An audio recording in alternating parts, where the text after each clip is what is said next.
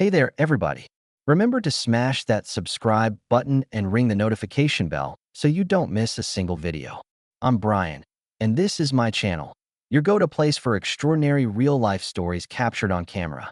Sometimes, regular folks message me with footage so jaw-dropping, it sends shivers down my spine. And today, I'm sharing one of those accounts with you. It all happened on a sleepy street in the small American town of Foxdale. Believe me, when I first learned about this case, I was left absolutely stunned. The story began when I noticed a short piece in Foxdale's local newspaper. The headline read, "Break-in reported in Westbrook District. Suspect evades police." It looked like an ordinary incident, the kind of news that barely raises an eyebrow. But the twist that came out later was so startling that even local authorities were forced to admit they'd never encountered anything quite like it. Nobody guessed the entire bizarre episode had been recorded by hidden cameras and was about to surface in public. How did I get these videos? A subscriber named Jake, who lives right here in Foxdale, contacted me through social media. He dropped a few clips filmed inside that very house. At first, I was skeptical. Everything seemed too cinematic, like a contrived horror flick. Picture a narrow hallway with faded floral wallpaper, a weathered carpet, and a pervasive sense of unease. You barely hear any background noise, but there's a sense of someone stealthily recording each unsettling moment. I found it almost impossible to believe that when the cops arrived, they failed to notice any cameras. Trust me, there's a lot more to reveal. We'll walk through each step together, so you can experience the exact tension Jake and the responding officers felt. Jake himself admits he's still reeling from how it all went down. He only meant to help his cousin, who had been renting that house on Westbrook Avenue for a few months. His cousin kept complaining about weird creaks at night and small possessions vanishing. Everyone thought he was exaggerating or just misplacing his stuff, until Jake installed some basic surveillance equipment. Little did he know that the footage would become the linchpin in a criminal case. Jake never expected to capture anything more alarming than a nosy neighbor or a raccoon sneaking in. He certainly didn't think the cameras would record such horrifying secrets, or that he'd end up calling me, a YouTuber who's built a reputation on shining a spotlight on hidden truths. Usually, I'm all about following legal channels, handing vital evidence over to the police, and consulting with legal pros. But this time, everything happened too fast. We had to act on the spot, and soon we discovered this rabbit hole went deeper than we ever imagined. What truly astounds me is the way the officers first handled the situation. They showed up, looked around for a few minutes, and wrapped it up as a non-issue. Not one of them sensed the silent watchers up in the corners, capturing every moment. When the truth finally emerged, it cast their actions in a whole new light. So folks, stay tuned for 5 riveting chapters of this story. I'm going to detail how Jake documented the intruder, how the local PD nearly botched the evidence, and how they finally realized the scale of their mistake. Trust me, you'll be on the edge of your seat. And the wildest part? Everything you'll hear is grounded in real events. So buckle up, and don't forget, if you enjoy this kind of raw, unfiltered storytelling, hit that subscribe button and show some love. When Jake first pulled into Foxdale, he had no idea how uneasy the Westbrook District could feel. It's right at the town's edge, where rows of older homes and dilapidated properties line narrow roads that have seen better days.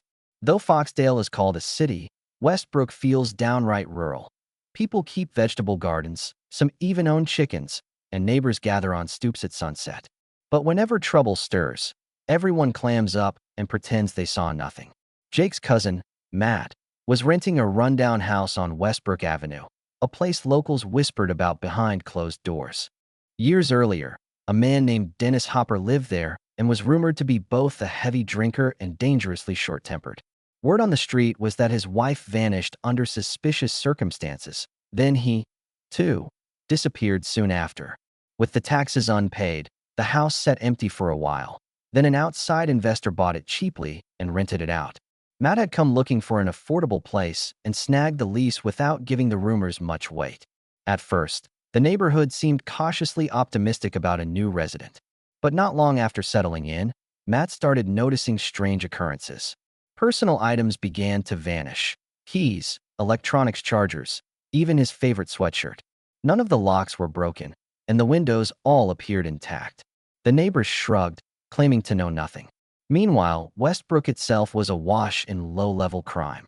Vandalized fences, shattered porch lights, petty theft.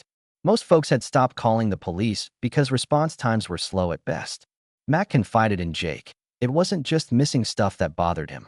He heard footsteps at odd hours, swore he sensed someone standing behind him in the hallway, and sometimes woke to cupboard doors ajar in the kitchen.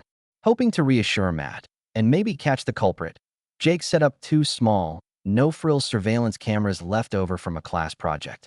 One camera covered the narrow front hall, capturing the main entry plus a slice of the living room. The second camera pointed at the spare bedroom Matt used for storage, which had a window facing the back alley. Jake planned to stay a few days, but had to head home sooner than expected. Matt himself was scheduled to be out of town overnight for work. The first evening Jake spent alone in that dusty old place, he woke at around 2 a.m. to the sound of floorboards creaking outside his room. Groggy and startled, he flicked on the light, but found the hallway empty and the front door locked. Shaken, Jake replayed the footage from the hallway camera. Sure enough, he saw a brief, shadowy movement near the living room doorway, like a wraith slipping by. Yet on the second camera, the video file abruptly cut off, leaving only a few seconds recorded. Rattled, Jake took his evidence to the local station. The duty officer, looking half asleep, said they couldn't do much without signs of forced entry or actual theft. "We get a lot of folks jumpy about old houses," the officer sighed. Jake insisted the footage proved an intruder, but left feeling dismissed. Over the next couple of days, a mounting sense of dread settled on him like a weight. He couldn't shake the idea that someone was creeping around the place. Finally, an officer named Reynolds called. He announced that he and two other cops would stop by and do a thorough check. Jake was relieved, yet on edge. He had no clue that this routine inspection would turn into something far stranger, that the police themselves were about to be captured on the very cameras they overlooked, and that the house on Westbrook Avenue held a secret occupant who could slip between walls like a ghost. Officer Reynolds showed up 5 days later, driving an older patrol SUV down the lonely stretch of Westbrook Avenue. Two younger officers, Sandoval and Miller, hopped out with him. Jake greeted them on the porch, trying to hide how anxious he felt. He wanted to mention the cameras right away, but hesitated. After all, the station had shrugged him off before, and he feared they'd be annoyed or suspicious if they knew they were being filmed. Reynolds and his team entered the front hall and took a cursory look around. They examined the main door's lock, peeked under a dusty coat rack, then drifted into the living room. Jake quietly noted that not one of them glanced toward the little surveillance camera perched high in the corner behind a fake potted plant. He'd taped the wire down behind old wallpaper. Anyone who wasn't specifically looking for it would probably miss it.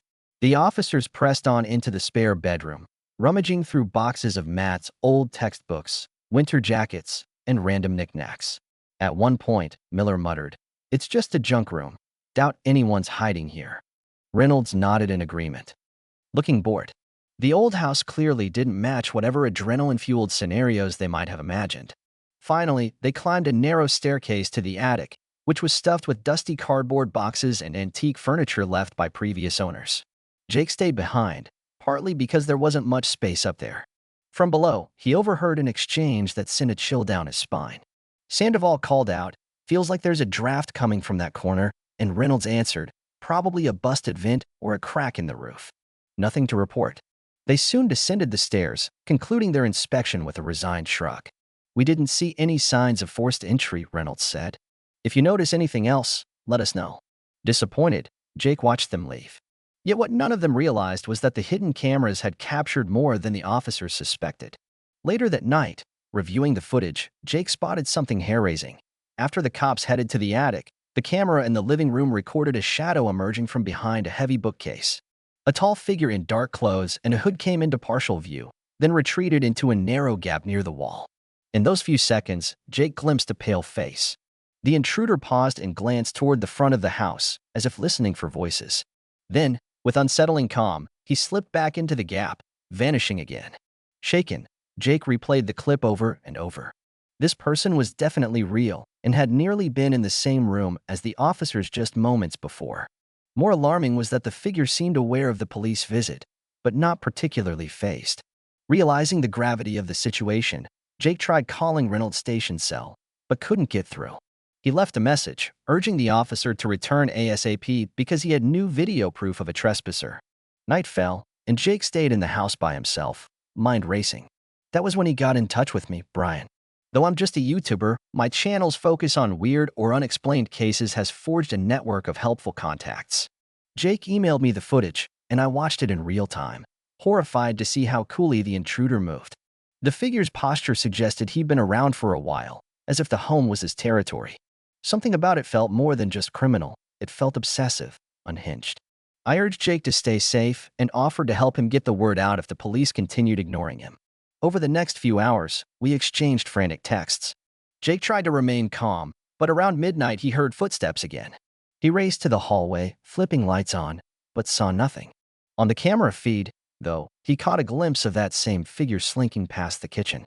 Jake was too frightened to confront him directly. The knowledge that this trespasser could hide right under the noses of trained officers made the whole thing feel surreal.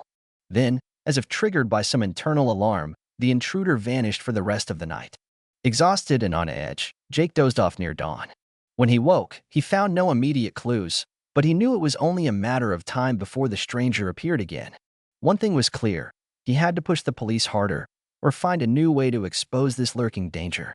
Meanwhile, I posted a teaser on my channel, just enough to let viewers know a major discovery was coming, without jeopardizing Jake's safety. My audience was riveted, and the pressure on local law enforcement quietly began to grow. But the biggest showdown was still ahead. Over the next 2 days, Jake upped his surveillance game. He bought a couple more cameras with motion sensors and placed them discreetly throughout the house, one in the kitchen, another covering the back entrance, and a third angled toward the attic door. I helped him set up a real-time remote feed so I could monitor events from my place.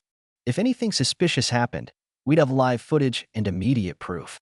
The first night with the expanded setup was eerily quiet, almost like the intruder had decided to lie low. By the second night, though, something happened that still sends chills down my spine. Around 2:15 a.m., the motion sensor in the kitchen camera triggered, and I watched the screen in disbelief. A slim figure stepped cautiously out of the shadows. It was the same hooded individual with that unsettlingly calm presence. He glanced around, opened a cabinet, and rummaged through some snacks, as if he'd done this routine 100 times. The sheer audacity left me speechless. While I stared at the live feed, Jake was sound asleep upstairs. I debated calling him. If I woke him with the phone, the intruder might realize we were on to him and turn violent. Still, the idea of letting Jake remain unaware was terrifying. I tried texting him quietly, but he didn't answer. Meanwhile, the intruder poured himself a glass of water, sipped it, and gazed at the camera. In that moment, I was certain he saw it. His eyes locked on the lens for a few seconds, as though he was deciding whether to destroy it. But instead, he went back to munching on a bag of chips, then calmly retreated toward the hallway. Suddenly, the camera's mic picked up a loud thump, maybe a pot falling off the counter. The intruder froze.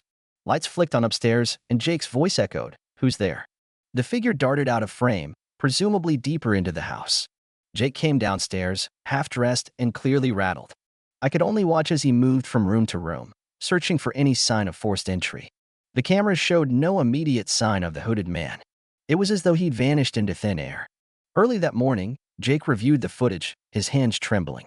He had undeniable proof. The intruder was not only living under the same roof, but also roaming freely, taking food, and slipping away at will.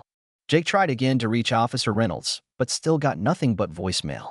Desperate, he and I decided to escalate our efforts. We sent the full video clips to both the local police department's main email and the district attorney's office, labeling it urgent, intruder on premises. We weren't sure if they'd act quickly enough, but we had to try.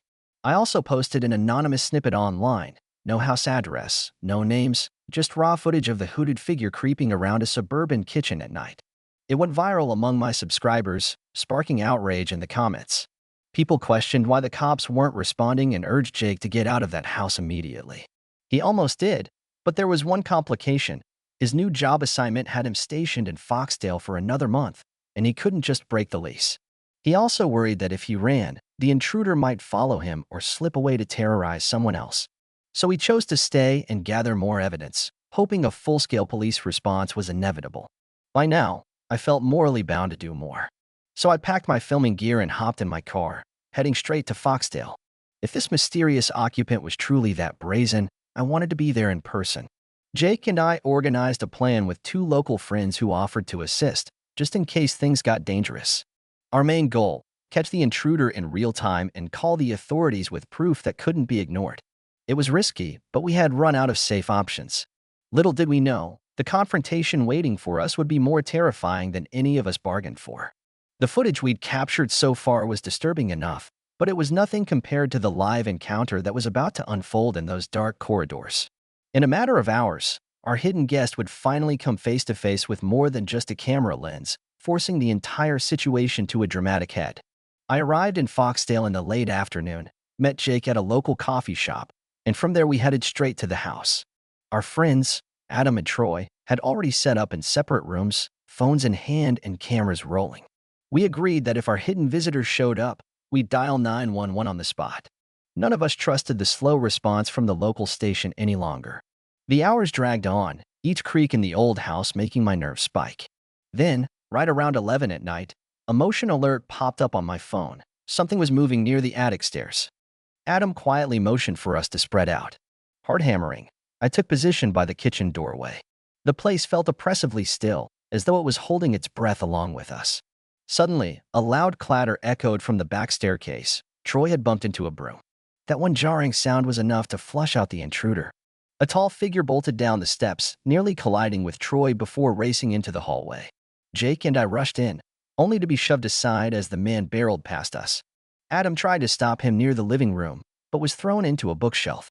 In the chaos, I got a fleeting glimpse of the stranger's face, gaunt and frantic, as brimming with a mix of rage and panic. Then came the moment I'll never forget. He snatched a large kitchen knife off the counter and held it up in a defensive stance, breathing hard. We froze, fear gripping us. The intruder mumbled incoherent phrases about being cheated and evicted from his own property. It was clear he believed he had every right to be there. Before he could lash out again, we heard sirens outside. Adam had already called 911 the moment chaos erupted. Red and blue lights cut across the windows, followed by the stomping of boots on the front porch and urgent voices shouting for him to drop the weapon. What happened next felt both swift and surreal. Two officers burst in, guns drawn. The intruder hollered something about conspiracies and lunged, but he never got far. The officers took him down in seconds, wrestling the knife away and cuffing his hands behind his back. He yelled wildly as they hauled him upright, still convinced he was the victim. Over the following days, we learned more. The man had a history of squatting, trespassing, and possible mental health issues. He claimed the house had once belonged to his family, that it was stolen from him. True or not, the footage Jake and I had gathered sealed his fate in court. No one could dispute the hours of video showing him creeping through the home, rummaging for food, and hiding in tight crawl spaces. News spread fast after I posted an edited version of our recordings online, blurring faces for privacy but revealing the essence of our ordeal. Overnight, viewers flooded the comments, condemning the police for not acting sooner and praising Jake's courage in capturing proof. Local media outlets descended on Foxdale, demanding answers from city officials about why a mentally unstable trespasser was allowed to roam free in an occupied home. As for Matt, he returned from his trip and immediately moved out, shaking with relief that no one had been seriously hurt. The landlord promised to replace the locks and renovate every corner of that cursed property, but the place's reputation was beyond repair. Neighbors muttered about hidden passages and sealed-off sections of the attic that dated back decades, suggesting the intruder might have exploited those nooks to evade capture. In the end, this harrowing episode underscored one unshakable truth: reality can be far scarier than any horror movie. Without those hidden cameras and the viral attention they garnered, we might never have convinced the authorities to respond properly.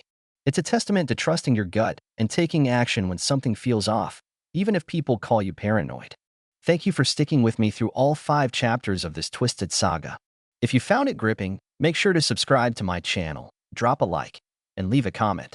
Though I truly hope we never encounter anything so unsettling again, I'll continue to bring you real stories that shed light on the hidden corners of our everyday world. Stay safe out there, everyone, and remember, sometimes the scariest threats are the ones that lurk right under our noses.